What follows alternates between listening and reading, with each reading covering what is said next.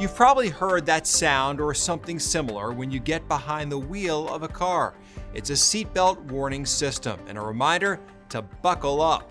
Those reminders have been required in driver's seats for decades, but there's no such mandate when it comes to the back seat, where children often end up sitting and where seatbelt use is said to reduce the risk of fatality for rear seat occupants by 55% in cars, 74% in light trucks and vans. Now, the National Highway Traffic Safety Administration is eyeing a potentially life-saving update. Reporter Heather Graf explains the proposal to expand seatbelt warning systems in cars. Plus, a mother shares her nightmare as a reminder of what's at stake. Very boisterous, very outdoorsy, very outgoing. There are simply not enough words for Rosalind Darby to describe him.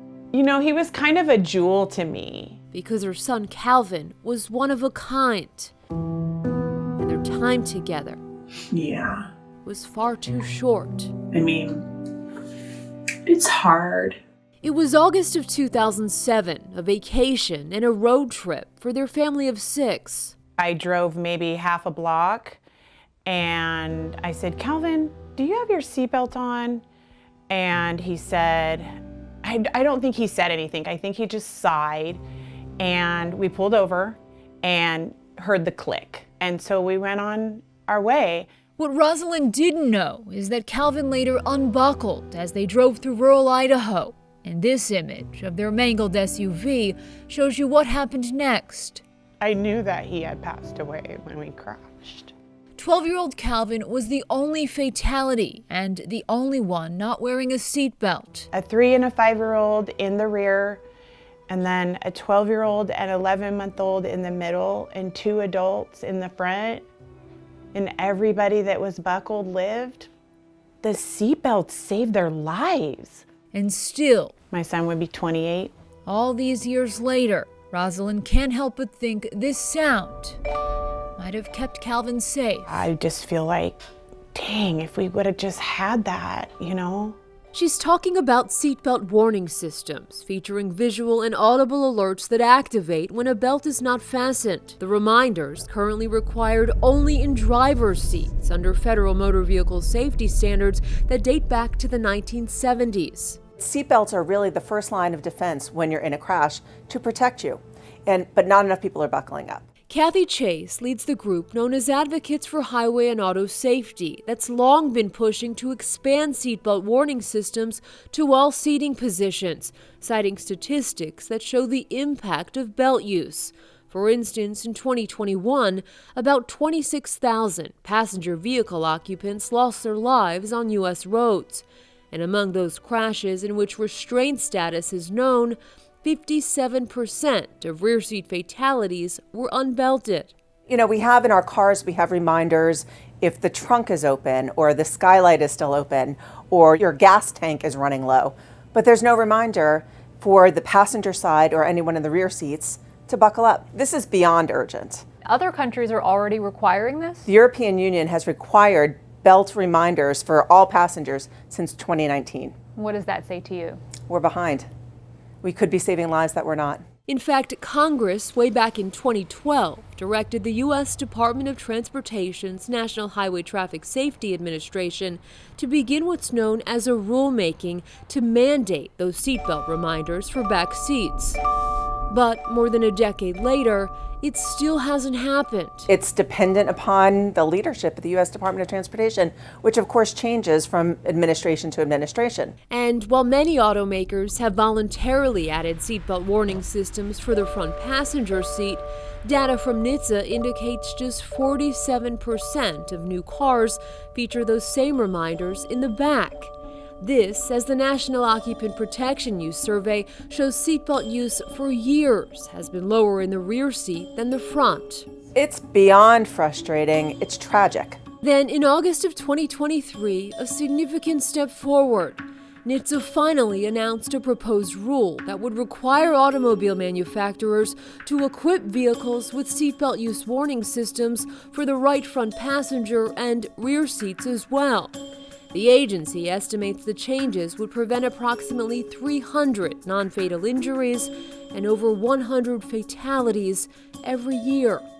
But NHTSA is still reviewing public comments, and it's not yet a done deal. I guess I would just say, what are you waiting on? Is Calvin not worth it? Is the next child not worth it? We took Rosalind's question to Capitol Hill, where Representative Jan Schakowsky of Illinois chairs the U.S. House Subcommittee on Consumer Protection. We have to do better, and NHTSA, this agency, has to speed up. What else can Congress do to ensure that this time NHTSA actually gets it done? This legislation that we have passed is, in general, bipartisan, Republicans and Democrats. So what we need to do, we set a fire under NHTSA. You've got to get to work and just get it done and get it implemented. NHTSA, meanwhile, declined our request for an interview, and when asked about the timeline for implementation, referred us back to its 232-page proposal that suggests the expanded seatbelt warning requirements be rolled out in stages, with automakers expected to comply about 1 to 2 years after publication of the final rule. Gosh, it could really be easily fixed. It really could be. From Rosalind's perspective, it's a simple solution to help protect our most precious cargo. A lot of times kids lay down and they get comfortable, or they unbuckle and they reach over and they get their blanket, or they get their binky, Nintendo Switch, whatever it is. It happened to her son. Just imagine, you know? And it could happen to anyone. Losing a child, it just devastates an entire family. Reporter Heather Graf joins us now. Heather, do we know how much money it would take to implement these expanded seatbelt warning systems in new cars? Lee, NHTSA's proposal does include a cost estimate, and to comply with the new rear seatbelt warning requirements, it says automakers would spend about $166 million. Now, that might sound like a lot, but get this, it comes out to less than $20 per vehicle. And in the passenger seat, where the technology is already common, the cost assessment is just $2.13 per vehicle. And what about automakers? What are they saying about all of this? Well, we reached out to the Alliance for Automotive Innovation that represents automakers, who told us safety is the auto industry's top priority. The group submitted public comment on seatbelt warning systems to NHTSA and wrote that in general, auto innovators support NHTSA's efforts to expand them. But the Alliance did express concerns that some of the proposed requirements differ from those currently in place in Europe. And they asked NHTSA to make changes so that U.S. regulations better align with global markets. Still ahead on Investigate TV Plus, they're the same tools we use in our investigations, and now we want to share them with you.